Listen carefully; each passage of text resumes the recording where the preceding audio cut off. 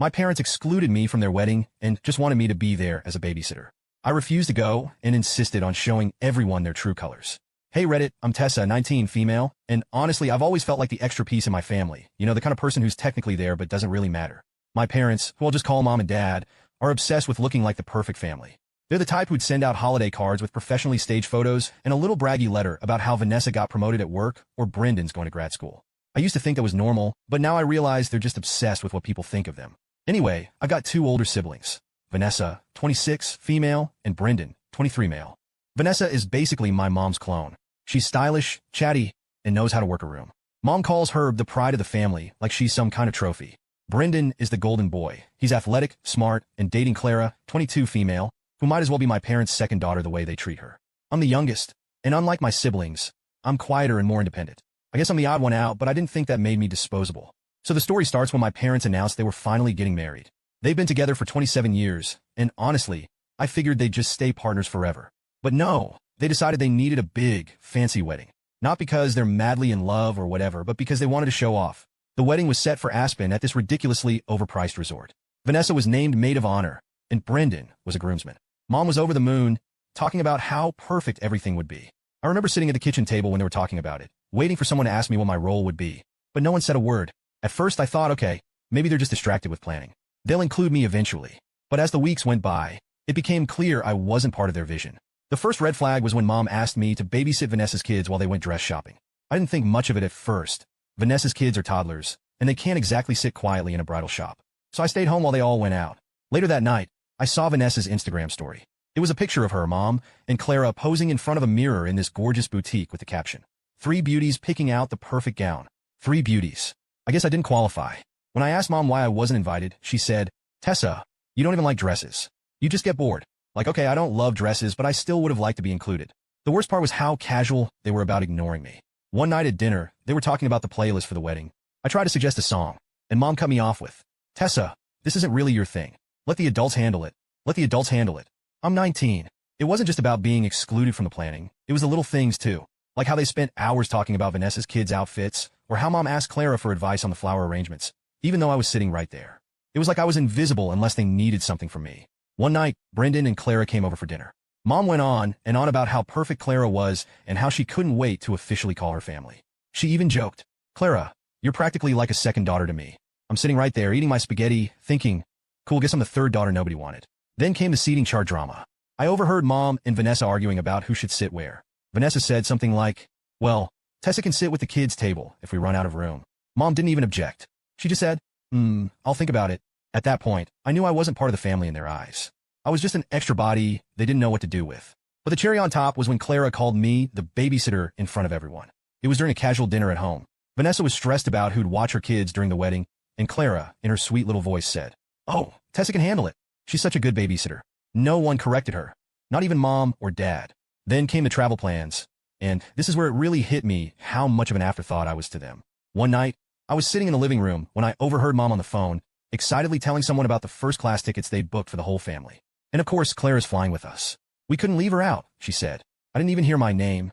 At first, I thought maybe they were keeping it a surprise, but the more I thought about it, the more I realized that wasn't likely.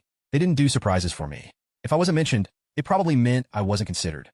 The day before the flight, Mom barged into my room with that usual, "you're slacking" tone she loves. "Tessa, why haven't you started packing? We leave early tomorrow morning." I blinked at her. Packing? For what? She gave me this exasperated look, like I was the one being ridiculous. "The wedding, obviously." I asked the big question that had been eating at me for weeks. "Did you even buy me a ticket?" Her face froze for a split second, and then she recovered with the fakest, most dismissive laugh I've ever heard. "Oh well, you don't need first class like everyone else. We'll get you a ticket tomorrow.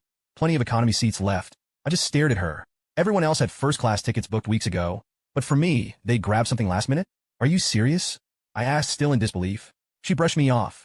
"Tessa, don't make this a thing. It's all about being there with the family, not where you sit on the plane." "Oh, sure." Easy for her to say while relaxing in first class. Then Dad chimed in from the hallway, probably overhearing our conversation. "Just pack something simple from your closet. You don't need anything fancy since you're not in the wedding party." Not in the wedding party. I was their daughter, and I didn't even get a minor role like handing out programs or lighting candles. Clara, who wasn't even married to Brendan, was getting a custom dress and a front row seat. Meanwhile, I couldn't even get a plane ticket like everyone else. I asked, "What am I even supposed to do at the wedding?" Sit in the corner and clap? Mom rolled her eyes, like I was being unreasonable. Tessa, stop being dramatic. This is about the family, not you. You're going to be there to support everyone and, help out. Help out? I asked, already knowing where this was going. Well, she said, hesitating just a little, Vanessa could really use help with the kids during the ceremony. You know how they get restless. And there was the real reason they wanted me there. Not because I was family, but because I was useful. I wasn't a guest. I was free childcare. I laughed, but it wasn't because it was funny. So, you didn't buy me a ticket. You don't care if I have anything to wear, and you want me to come so I can babysit? Mom gave me that you're being unreasonable look she's perfected over the years. Tessa, you're great with the kids. Who else is going to watch them? Maybe their parents? I shot back. She sighed like I was the difficult one. Look, we don't have time for this. You're coming. Pack your things. No, I'm not, I said, trying to keep my voice steady. She blinked at me, clearly not expecting that. Don't be ridiculous. You're part of this family. Am I? I asked. Because it doesn't feel like it. That's when Dad chimed in again. Tessa, this isn't the time for one of your moods. You're coming to the wedding. End of discussion. Moods? I said, my voice rising. I'm not throwing a mood, Dad. I'm tired of being treated like I don't matter. You didn't even think about me enough to book a ticket. And now you're telling me I'm only going because no one else will babysit Vanessa's kids. Mom crossed her arms. Tessa, we've all worked really hard to make this day special. You're being selfish. Selfish. They were calling me selfish. Fine, I said, grabbing my phone. You don't need to worry about me. I'm not going. Mom opened her mouth like she was going to argue. But then she just sighed and walked out. Suit yourself, but don't come crying to us later when you regret it. That was the moment I realized I wasn't just being ignored. I wasn't even seen as part of the family. The next morning, the house was eerily quiet. Normally, I'd hear Mom yelling at Dad to hurry up or Vanessa running around trying to find one of her kids' shoes. But not this time. I guess they all left super early because by the time I woke up, the house was already empty. They didn't even knock on my door to say goodbye. No text from Mom. No, are you sure you won't come? From Dad. Not even a "we'll miss you" from Vanessa or Brendan. It was like I'd ceased to exist the moment I said I wasn't going. By the afternoon, I figured I'd distract myself. I was binge-watching some random show when my phone buzzed. It was a notification from Instagram. Mom had posted. Her post was a picture of everyone, all dressed in coordinated outfits, standing in front of the Aspen Resort. The caption read, "The whole family together for this magical day. Family first. Wedding weekend." I just stared at it, feeling this weird mix of anger and disbelief. The whole family? Pretty sure the whole family includes me, Mom. Where was I? Oh, right. Sitting in sweats, eating leftover pizza, and apparently erased from their narrative. Then the comments started rolling in. Where's Tessa? Is Tessa okay? I don't see her in the picture. Why isn't Tessa with you guys?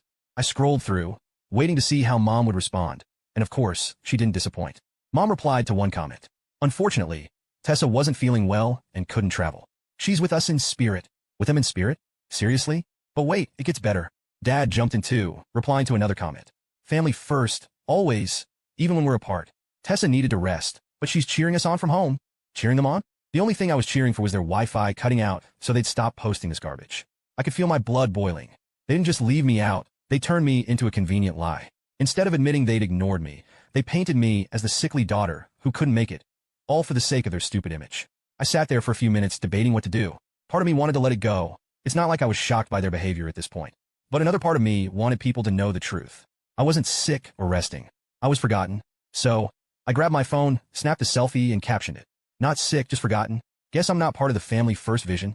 I made sure to tag Mom, Dad, Vanessa, Brendan, and even Clara for good measure. The post went up, and within minutes, my phone started blowing up. First, there were the supportive comments. Wait, what? They didn't take you? OMG, this is so messed up. Tessa, I'm so sorry. You deserve better than this. But then came the drama. Vanessa commented first. Seriously, Tessa? You're gonna air family stuff on social media? Grow up. I ignored her. If she had a problem with me calling out the truth, that was on her. Then came Brendan, the peacekeeper as always. Tessa, I thought you didn't want to come. Why are you doing this? Doing what? I thought. Telling people what actually happened? Yeah, how awful of me. Clara didn't comment, but I saw she'd liked Vanessa's response. Of course she did, but the real chaos started when extended family members and family friends chimed in. People who'd seen Mom's post were now seeing mine, and they were not happy. Aunt Liz, who's never been a fan of Mom's fake perfection, wrote, "So you left your daughter behind, and then lied about it? Wow. Some family first." A family friend added, "Tessa, I'm so sorry. I can't believe they did this to you." That's when I got the call. Mom. I let it ring. Then Dad called. I ignored that too. Finally, Vanessa texted me. "Pick up. Mom is losing it." Good. Let her. When I finally checked my messages, there was a voice note from Mom. Her voice was sharp, the way it gets when she's trying to hold it together, but is clearly fuming. "Tessa, what do you think you're doing? Do you have any idea how embarrassing this is for us? We didn't leave you out. You chose not to come, and now you're making us look like bad parents. This is petty and childish. Take the post down. I didn't respond. Instead, I took a screenshot of her voice note, blurred out the audio, and posted it on my Instagram story with the caption. Funny how telling the truth makes people uncomfortable. Guess I hit a nerve. That night, I got a message from my cousin Elise, 21, female. She was at the wedding and had seen the chaos unfolding online. She wrote, "Tessa, this is wild. I'm so sorry they did this to you. Do you want me to help?" I didn't know what she meant by help, so I asked. She replied, "Let's just say I can make things interesting." For the first time that day, I smiled. "Go for it," I replied. And just like that, the seeds of my revenge were planted. So, after my cousin Elise sent that message, I was curious but also a little nervous. She was always the chaotic one in the family. And if she said she could make things interesting, I knew it meant trouble. But honestly, trouble sounded pretty good at that moment. Elise didn't go into too many details, just that she had access to the slideshow for the reception. Now, this wasn't just some random PowerPoint presentation. This was one of those professionally made wedding slideshows that Mom had micromanaged for weeks. She'd gone through years of family photos, carefully picking ones that made us look like a Hallmark card. It was her pride and joy, and she couldn't stop talking about how it would bring everyone to tears. And the best part? Elise had the final say on what actually got played. She texted me the next morning. "I have an idea, but I need you to trust me." Honestly, at that point, I didn't care what she was planning. I just wanted someone to hold my family accountable, and if Elise was willing to take that on, I was all in. "Do it," I wrote back. The reception was held in one of those ridiculously fancy ballrooms with chandeliers that looked like they cost more than my college tuition. Everyone was dressed to the nines, and the mood was, according to Elise, peak smug. Mom was glowing, Dad was soaking up compliments, and Vanessa and Brendan were playing their roles as the picture-perfect siblings. Apparently, Clara was getting a lot of attention too. Elise sent me a selfie from the bathroom with the caption, "Clara's acting like the bride. Your mom is eating it up." When it was time for the slideshow, Elise texted me, "Here we go. Hope you're watching." I wasn't there, obviously, but I could practically feel the tension through my phone. Elise described the setup perfectly. The lights dimmed, everyone got quiet, and the opening slide popped up.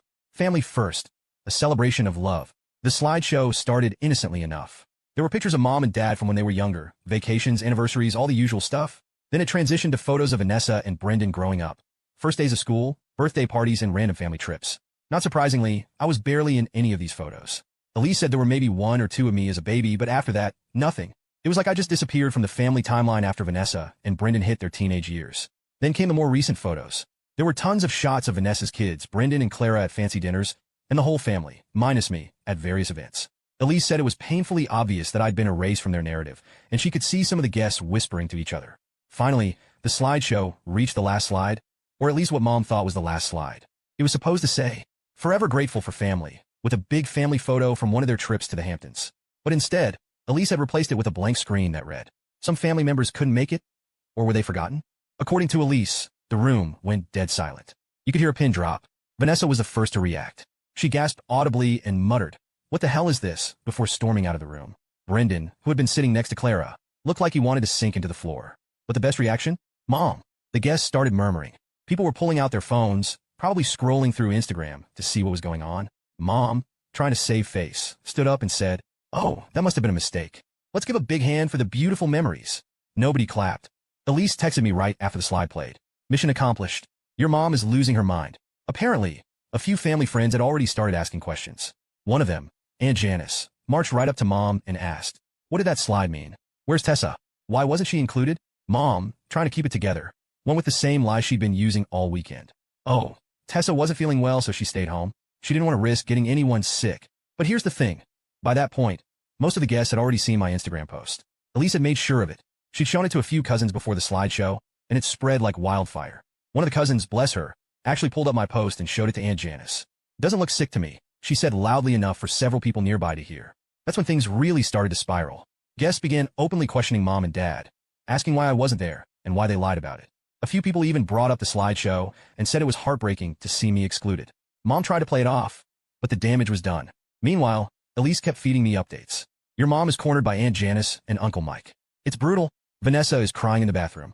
She's mad people are talking about you instead of her. Clara just asked Brendan if they should leave early." Well, I was sitting at home, eating popcorn, and living for every single detail. For once, the family who had spent years ignoring me was being forced to answer for it.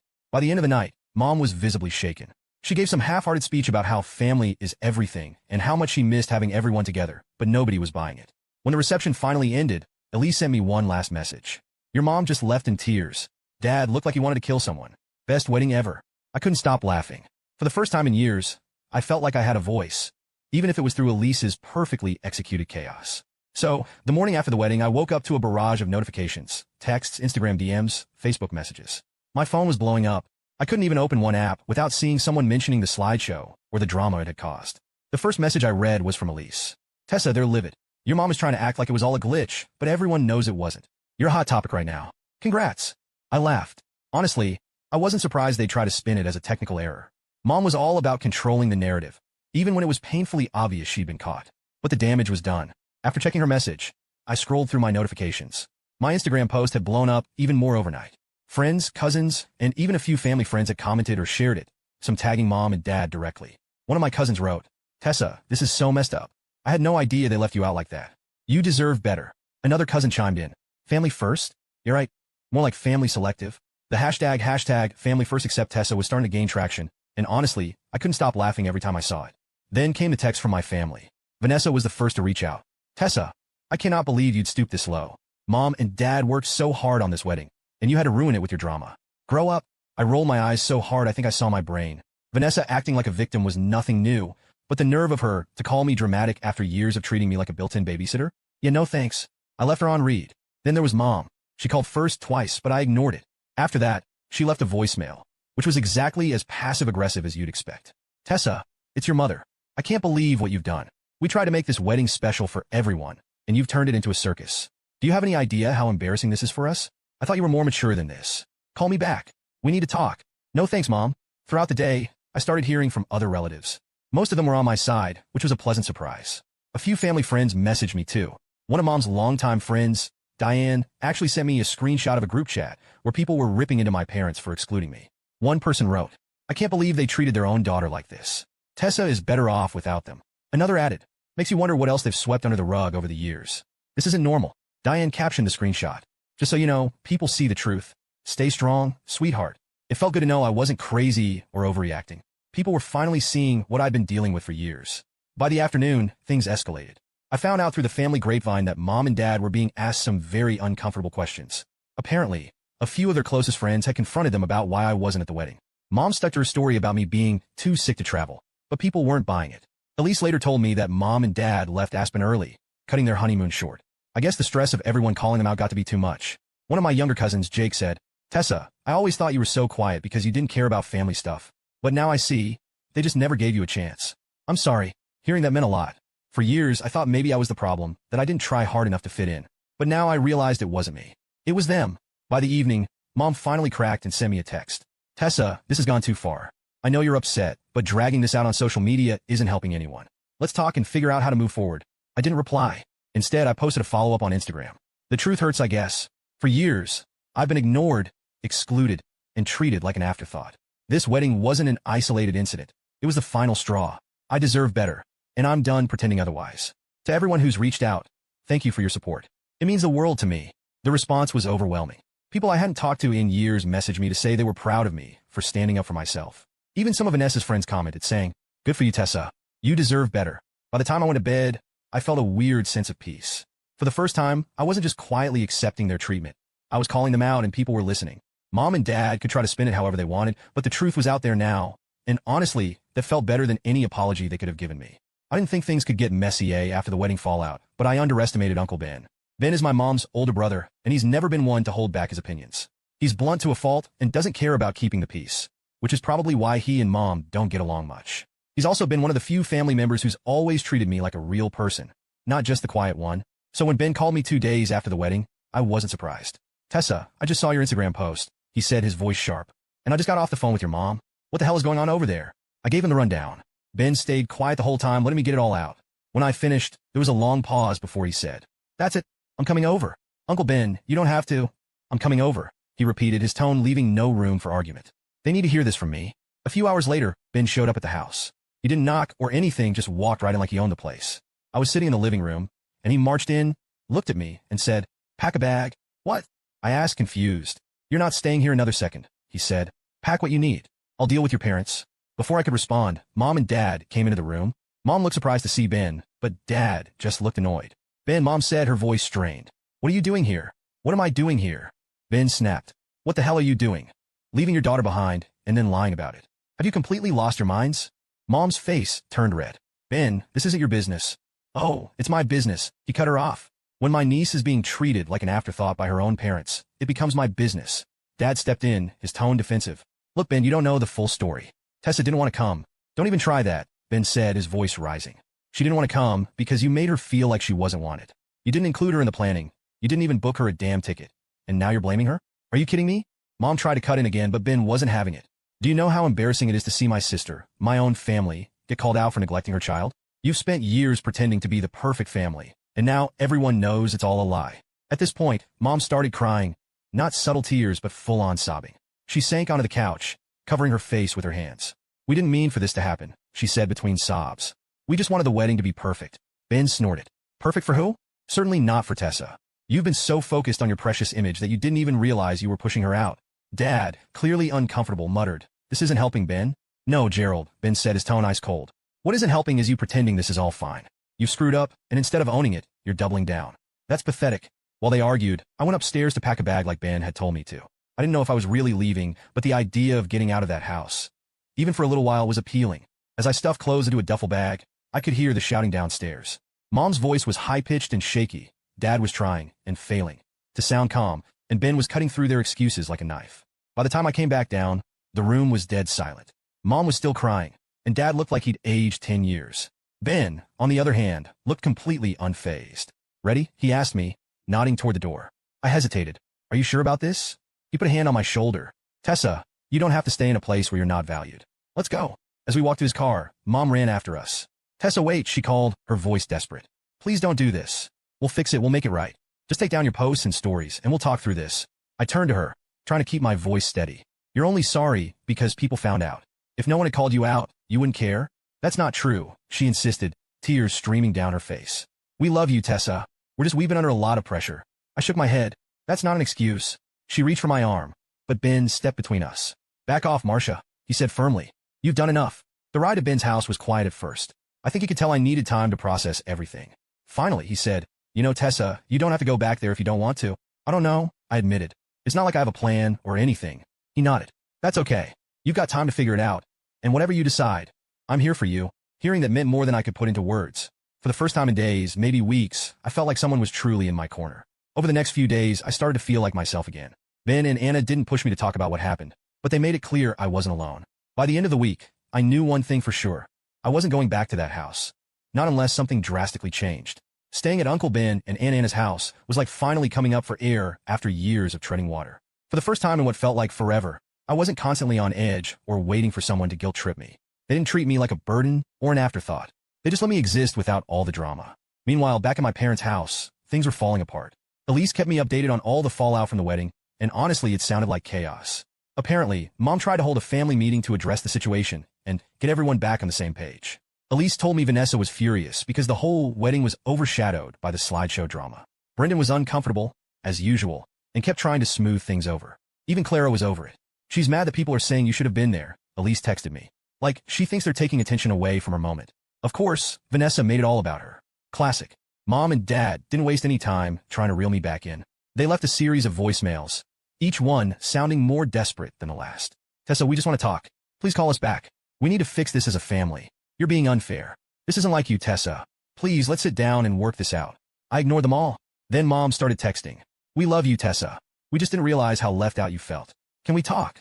Followed by, we're planning something special for you. A late celebration. Just for you. A celebration. Really?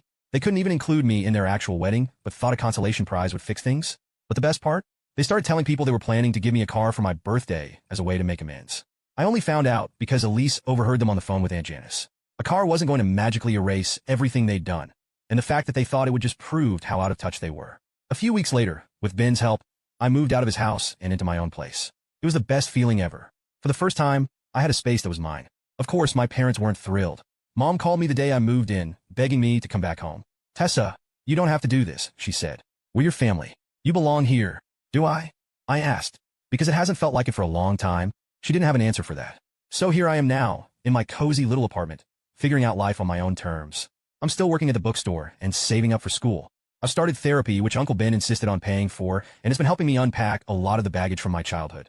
As for my parents, we're not exactly on speaking terms. Mom still tries to text me occasionally, but I keep it short. Dad hasn't reached out much, which isn't surprising. I think he's embarrassed, and honestly, he should be. It's crazy how much has changed in just a few months. For so long, I felt trapped, like I'd never escape their shadow. But now I finally feel free. And the best part? They can't spin this to make themselves look good. The truth is out there, and everyone knows what really happened. Anyway, thanks for sticking with me through this whole mess. I'm not sure what the future holds, but for the first time, I'm actually excited to find out.